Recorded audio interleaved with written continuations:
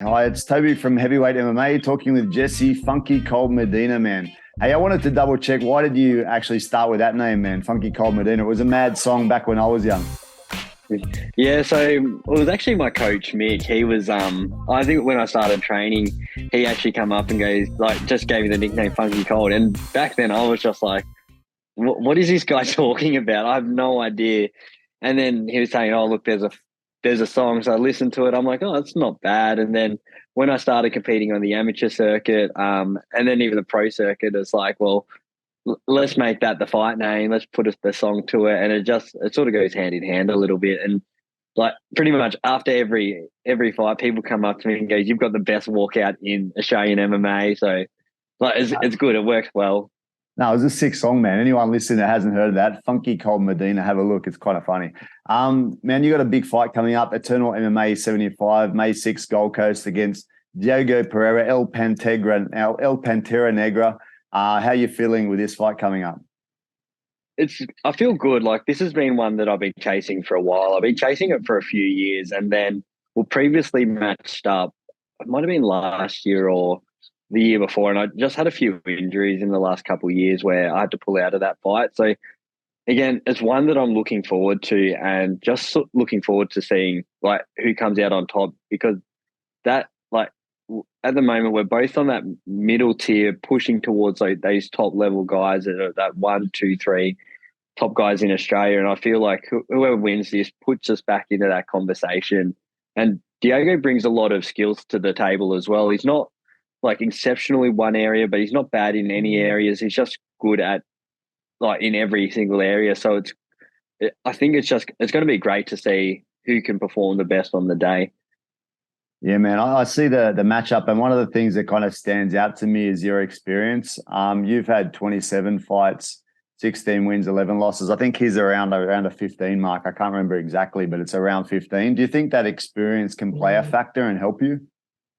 Yeah, I feel it does, but the only thing is Diego's fought a lot of like have had 27 fights.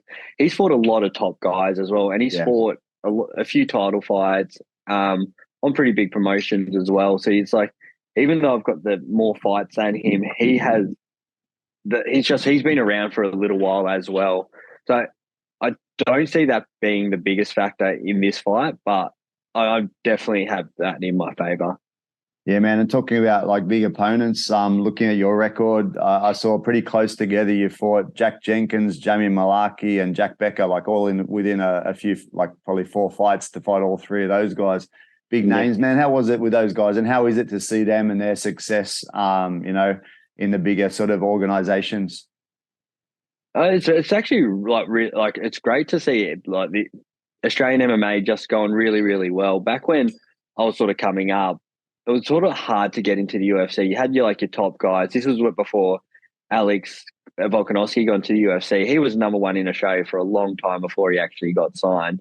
And Jamie Malaki was up there. Jack Jenkins was coming through. I remember fighting Jack Jenkins a few years ago, and he was pretty new on the block. I fought him when he was undefeated, and I was fortunate to get the win. But then since that fight to where we fought last time, he's improved so much. Like Jack's literally took over that Australian scene once Alex got signed and was that number one guy in Australia. So he was the next guy to get signed, and it's the right choice. And we see pretty much what he's done in the UFC to get that position.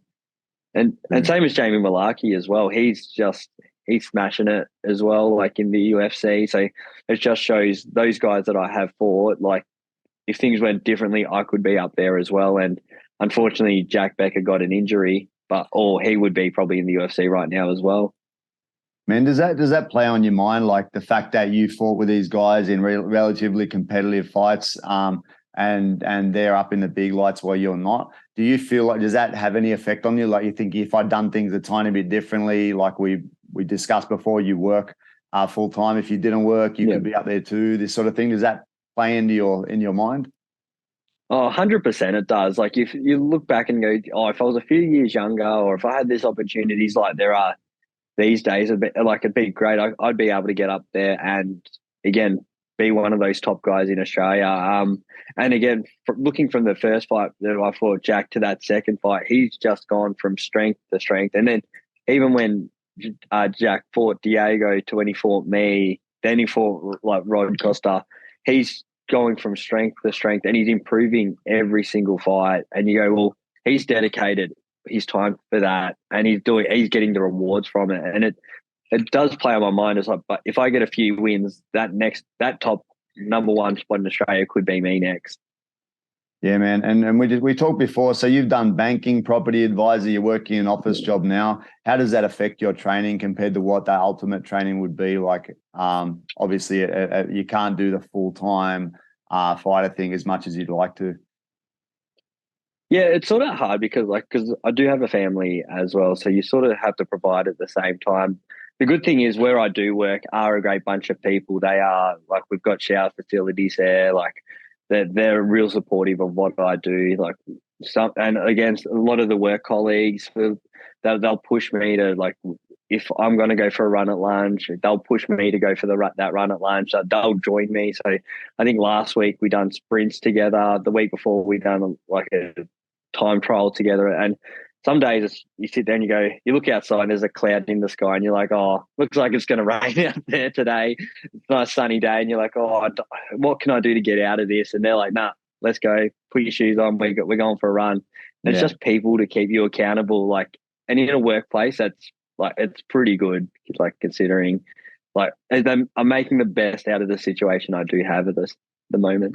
Yeah, sometimes that's what you have to do, right? It's a balance in life, makes it a bit difficult. Man, just jumping back a little bit on Jack, man, that fight I remember, it was kind of the signature fibula low calf kicks that Jack has been throwing for many, many fights.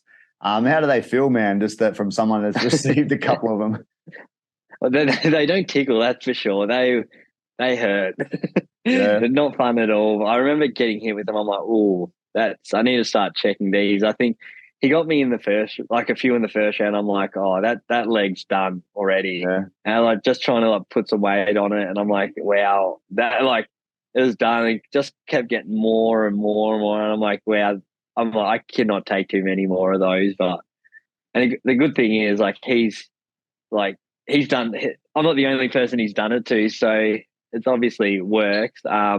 But even I've trained with Jack at Absolute once, and then he was just telling me how he set that up, what I do wrong, and I'm like, oh, it's something that I didn't actually see, the way he sets that low kick up, and I'm like, oh, that's great. So now I've been able to change my stance, be more wary of that low kick because, again, Jack's smashing it. It's been like used in the UFC heaps as well. It's just one of those weapons that don't tickle, but I think once you get used to checking them, then you can nullify it pretty easily.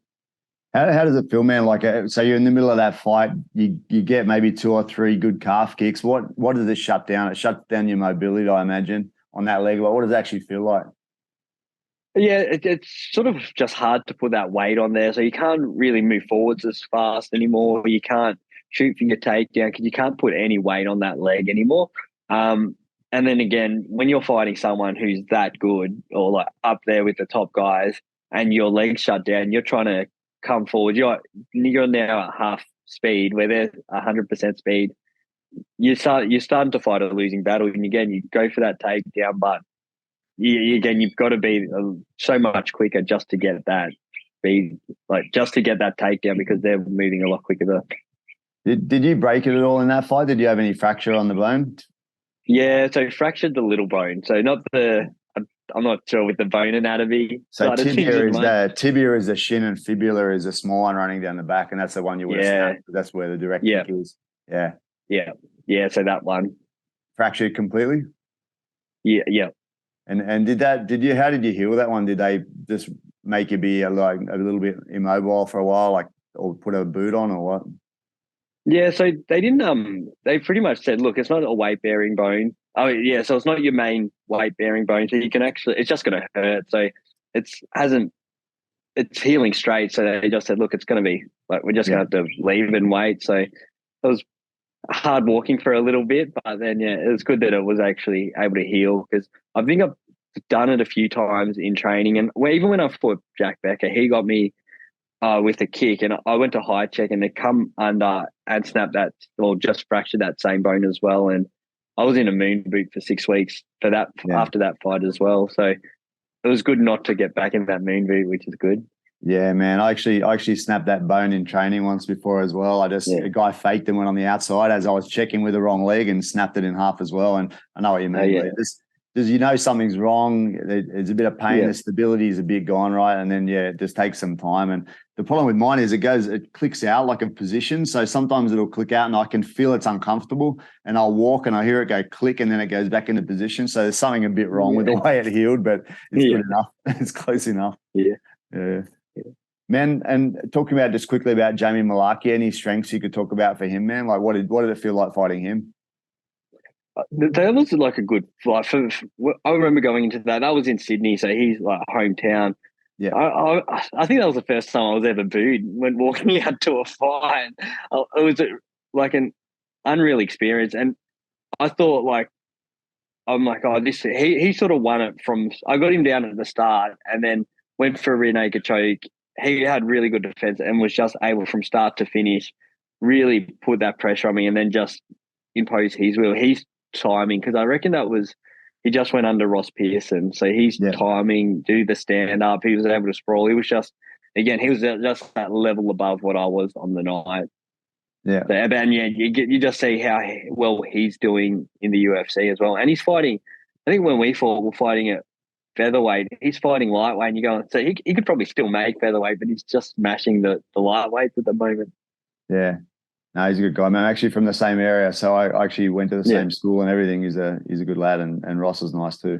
Yeah, man. So jumping back even further, man, you initially decided to kick off with some MMA. Was that after you did some boxing? Did you say you started off in some boxer size or something, then you picked up BJJ? I can't remember.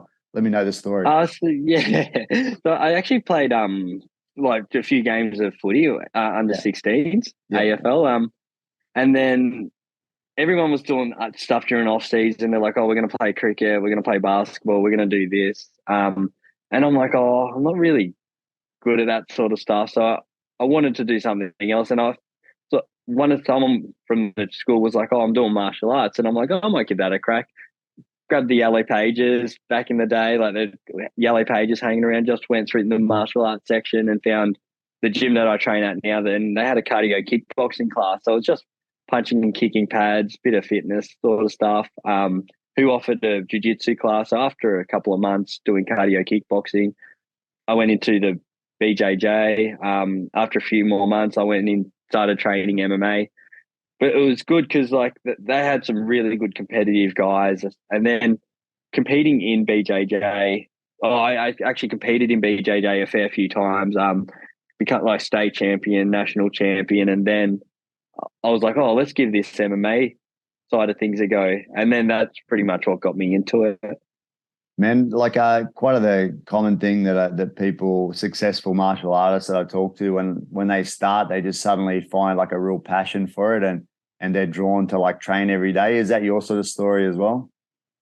Yeah, I actually really enjoy. So I'm really competitive when it comes to competing side of things. And the thing I love about martial arts, we get ready together. We get ready together as a team. Like it is a team environment. But when you're fighting, I feel if you lose, you've got only yourself to blame. Where with team sports, it's hard. Like you could be performing the best on the day, but you may lose, or again, like the team may win, but you don't perform your best on the day. Where it's all about how well you done compared to how well you prepared compared to the other guy.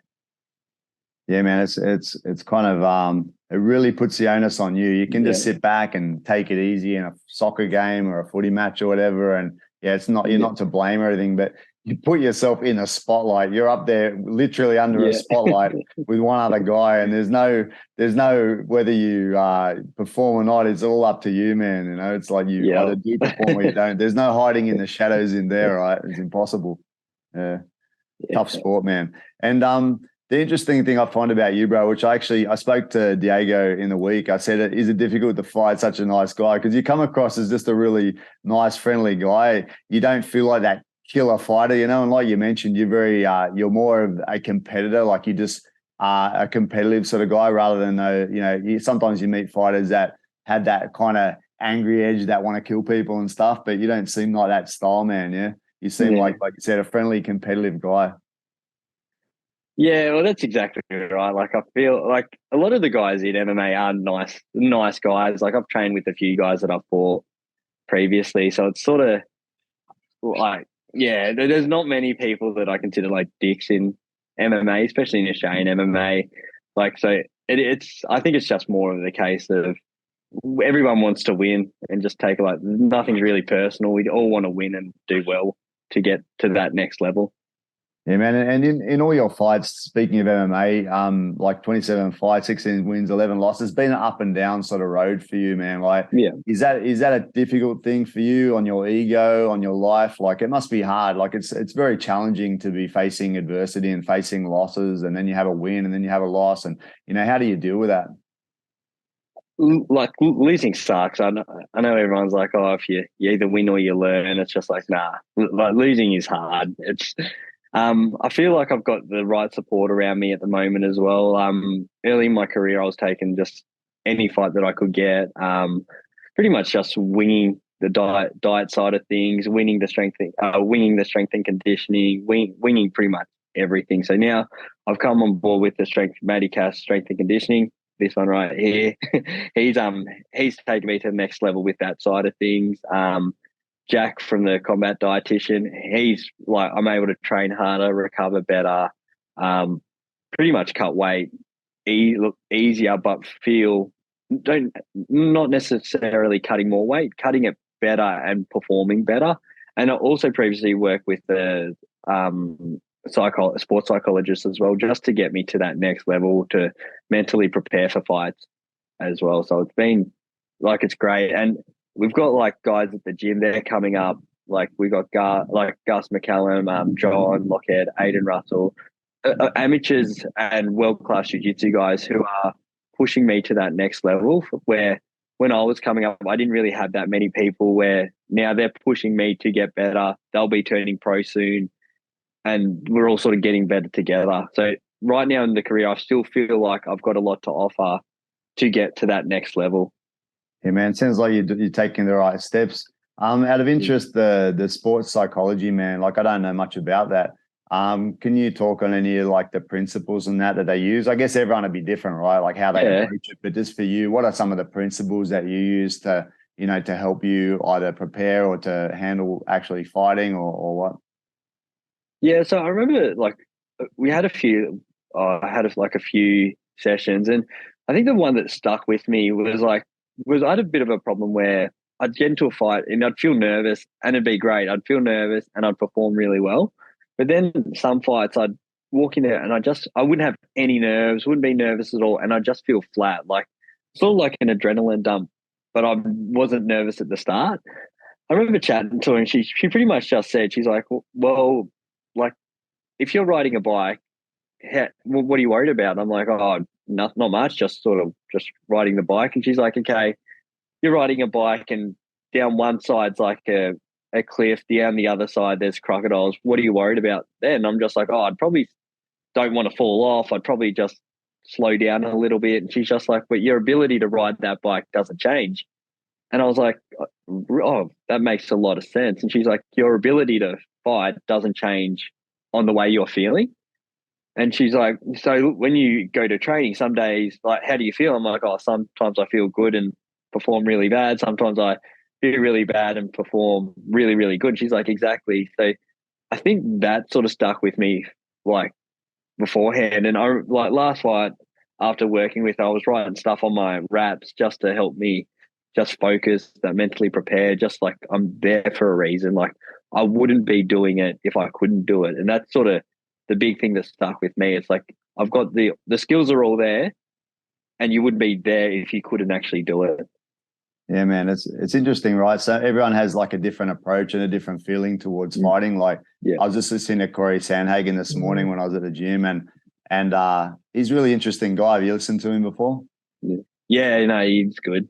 He just had a podcast with Joe Rogan earlier this month, and it's really good. It's interesting to hear the way he thinks. Like, he went through a stage where he was working himself up to be in a bit of a, kill or be killed sort of frenzy before his fights, but now he's matured, he's let that go and he's changed. It's interesting mindset, man. I've talked to people that are really scared before they go out, like terrified before they fight. I've talked to people that say they feel zero, like of anything. So yeah, the psychological approach must be so different from everyone, right? Yeah, for sure. Yeah. Man, on talking about competing, you said you competed in BJJ and MMA. What do you feel like between the two? Like, do you feel like BJJ, obviously that you're not getting struck in the head or anything like that, but it's still pretty intense. MMA is, doing everything. So what do you feel like the differences between the two, and how do you feel competing in both? So I actually I haven't competed in BJJ for ages. My first one for ages was actually last year in October. And before that, it probably would have been like a good 5 years, 6 years before that. And I remember just sitting there in someone's garden and I'm like going, I can't get out of this. I'm like, I can't pass his guard. Like he's just holding on because he was up on points. And I'm like going, this is crap. Like, and then even when I thought I'd done another match and I've got guard and I'm like going, if this was MMA, I would not want to be here. Like, I don't want to be in this position. Like pretty much, and I'm trying to I'm giving up my back and points just so I can was approaching it in an MMA sense. Yeah. And you see some of the guys in jiu-jitsu, like they put themselves in danger for if they were fighting MMA, but in jiu-jitsu it just works well for them. And it's just such a totally different sport and totally different rule set where it's like I say to the guys that are training all the time, I'm like, you've got your jiu-jitsu and then you've got your MMA where some moves, like the moves work together, but you've just got to be mindful. You don't want to pull somebody into your guard unless like you've got a proper reason, because it can go very, very wrong. Where in jiu-jitsu, if you've got someone in your guard, there's a lot more things you can do. Man, when you did the competition, the last one you said was last year, that did it feel like a walk in the park though in comparison as far as like worrying about the fight and this sort of thing? Because you come in and it's just like you're not going to get kicked in the face or anything. Yeah. Oh yeah, 100%. I remember like I didn't really have any nerves. It was just great to sort of do it. And my son, he'd competed for the first time as well, so that's the only reason I actually done it, so he could watch. I didn't get the win, unfortunately, but it was just good. But I just remember going, and they're just like different rule set. They're stalling. I'm like going, I can't actually break these grips. I'm like, well, what is this gi? What's this gi shit trying to like break it? And I'm just like, oh, this is terrible. Yeah, man. That's the thing, especially for competitions, right? If you can just hold a position and you're up on points, hold a position, and then it's like it's very different than MMA. MMA probably has some similarities, right? If you're winning, you can kind of clinch or take someone down and hold them, but it's not going to last as easily, and they got much more threats, right? Exactly. Yeah. Did you grade in BJJ, man? Do you train in gi, or you just had that competition in gi? Yeah, so I train in gi. I'm a brown belt in jiu-jitsu at the moment. So I've been a brown belt for a few years now. Nice. And your son, how old is he? He's 10. So it's sort of hard. He's been around the martial arts all his life, so it's like he hasn't really done much since then. But it was good for him. But I think it's soccer this year, and then hopefully get him back in the gym soon. Yeah, man. For me, it's very important. Like I've been trying to push I've got 4 sons, man, and the first 2 didn't take to it. The 2 young ones are kind of just doing it because that's what daddy does. So they did jiu-jitsu, and they did kickboxing with me this morning. They just go and don't complain because it's like that's what life is. You go and you train, they just see daddy doing it. So it's kind of good in that way. But when they get older, they'll probably resist a bit more, Yeah, for sure. And it's nice to give them the option when they do get older if they want to pursue it, because like I've sort of looked back and go, if I started when I was 5 years old, it'd be such a different story now. Yeah. But so just trying to give my son the option if he does want to pursue it, like he's just got the tools ready to go. Yeah, I think it's great, man. Like if you can get them into it, I feel, for my feeling, it's kind of the other way. It's kind of like I feel like while they're under my roof, they can just train. And then when they get to 18, I don't care what they do, because by the time that they get to there, they're going to be like kind of proficient in defending themselves at a minimum, So I kind of feel like I've done my job. Yeah. Yeah, bro. So just talking about your career, man, you only fought over in Abu Dhabi as an overseas thing. You trained a bit at Tiger overseas. Benefits of fighting can be like traveling and fighting. That's something you'd be looking to do in the future, right? Yeah, 100%. I fought in Abu Dhabi. I'd love to get back overseas again. Training at Tiger Muay Thai was good. When I went over there, there was like Peter Yan, like Alex when I went over there, Dan Hooker, Kaya France, just like Tai Tuivasa. They were just like good guys there that I was able to train, and just even listening to them talk, it was just great to see how they approach their training. And being lucky to spar with them or like drill with them as well, it's just that different level. And again, what you like with fighting, it's great because you get to see new places. Like in Australia, I've been to Tasmania a few times, Gold Coast a few times, Perth, Sydney, and it's just probably places that I actually wouldn't have seen otherwise without fighting. And then the same as Abu Dhabi, just wouldn't have gone and see there. So I'd like to get a few more fights overseas before I retire. Yeah, man, you mentioned Dan Hooker. That was one of the things that he said. He said that one of the big benefits of fighting is that he's gone to travel around and, train and meet some great people around the world. You mentioned he was in Tiger before, and then he actually fought over in China a bit as well. Like right now I'm sitting in Macau, China, and he actually fought over here in his early career along with Kai Kara France and a host of other good Kiwis and a couple of Aussies. So they obviously benefited from it, man. I hope you can eventually get some fights, because it must be a whole different feeling to go to another country and fight, right? How did you feel with the Abu Dhabi one? That was good. Like I remember going there, and again, he had a lot of support being his home country. I actually caught up with him when I was in Tiger Muay Thai. Like I remember finishing a session, he walks across the mat and he's like, "Hey, what's going on?" And we would train together for the week. Went like to the beach and hang out for a week before like I had to take off. So it's good that side of things. But again, I would like to get over and see more places. But it was good. Like didn't really get booed as much as when I fought Jamie Malarkey, which was shocking. But it was just good to see like the different cultures, see the new places, like, and just how everything else is done. Like, I sort of opened my eyes a little bit. Yeah. No, it's good, man. You talk about Malarkey. I just think about the Malarkey army. Probably a few coasties following him around to support him, man. Yeah.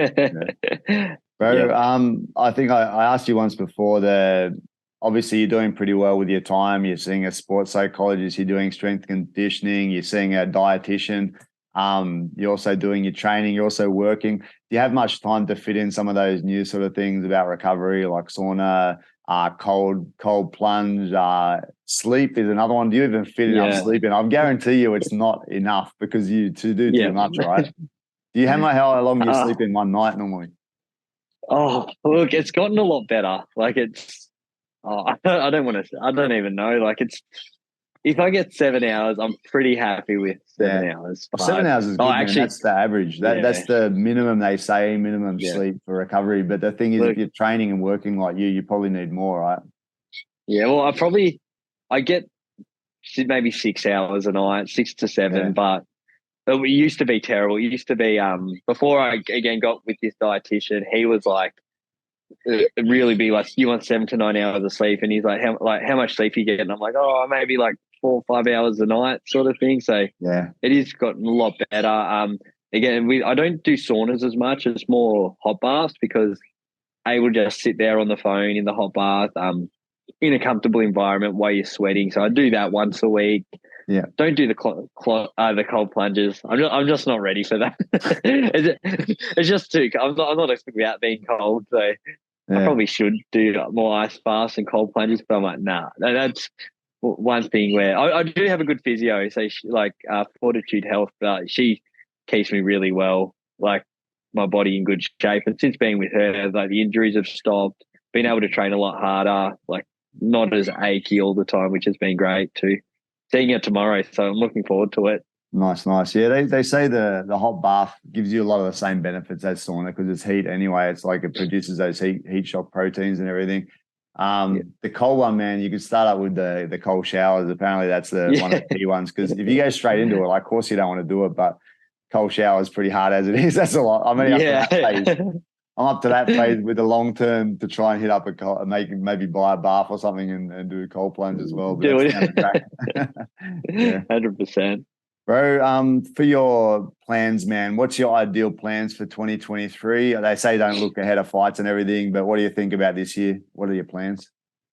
So hopefully I want to be active this year. So in the start of the career, I was pretty an active fighter, and that's why I've had pretty much the amount of fights that I've had. I was fighting like 5-6 times a year. The last few years, I've only really had one a year, couple a year. So I'm hoping this year will be busy. Like I've got a few fights already booked in. So hopefully beat Diego and then look towards that internal title from there, and then get on some other promotions as well. So hopefully I've had one this year already. Hopefully get another probably 3 or 4 for this year, and then finish off strong. And then if I do get those 4 wins, that should put me right up the top, like that number 1 featherweight spot in Australia. Nice, and then nice, man. hopefully push overseas from there. Sounds like a plan, man. Hey, just before I go, I'll ask you a common question I kind of ask, being someone that trains a lot and, pushes his body to the extreme as well as working. Any tips you have for people on how to stay motivated, how to get out of bed and do their gym, how to do that thing they want to do? Like, any tips on motivation, bro? Oh, it is a hard one. My alarm goes off at like 4 a.m.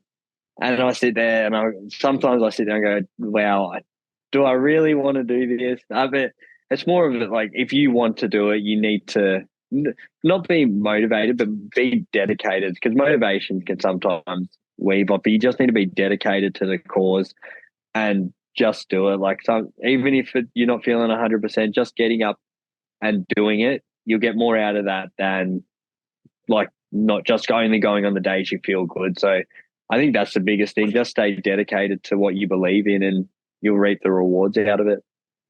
Perfect, man. Okay, man. Well, best of luck, Eternal MMA 75 on May 6th, man. I'll be tuning in and supporting both you guys. May the best man win. Thank you. And thanks for your time again, bro. And we'll catch up in another time, man. Thanks. Perfect. Thank you.